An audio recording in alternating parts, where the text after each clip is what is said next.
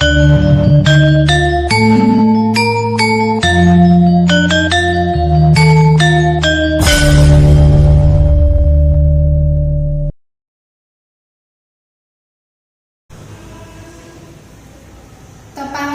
nami kula Kanza Atifah Hanif saking pawiyatan SMP Negeri 17 Surakarta.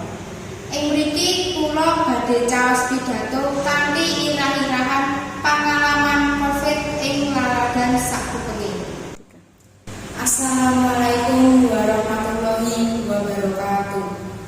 Dumateng para rawuh ingkang kula hormati lan kanca-kanca ingkang kula tresnani, monggo kita nunjukaken puji syukur dumateng Gusti ingkang Maha Agung ingkang paring rahmat serta dayanipun saengga kita sedaya saged makempal wonten ing mriki kanthi sehat walafiat lan boten wonten alangan satunggalipun.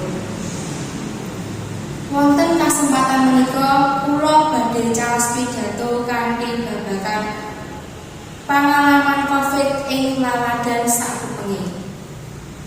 Para sadherek, wonten warsa kalih dasa menika tanah air Indonesia dipun gegeraken kaliyan wabah virus Covid-19 utawi virus corona.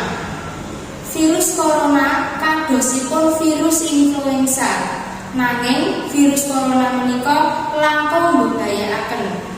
Sampun kathah korban ingkang tilar donya. Tundhonipun saged ngendhalekaken dampak negatif wonten masyarakat.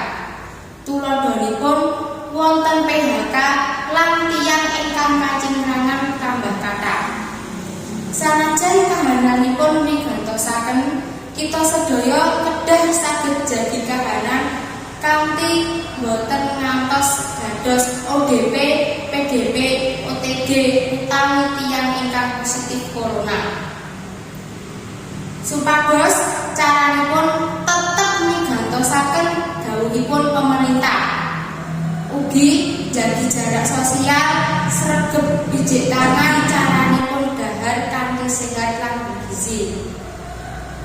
Lumantar kagiatan tersebut, kita sedaya saged bantu pemerintah kangge nyegah nyebare virus corona.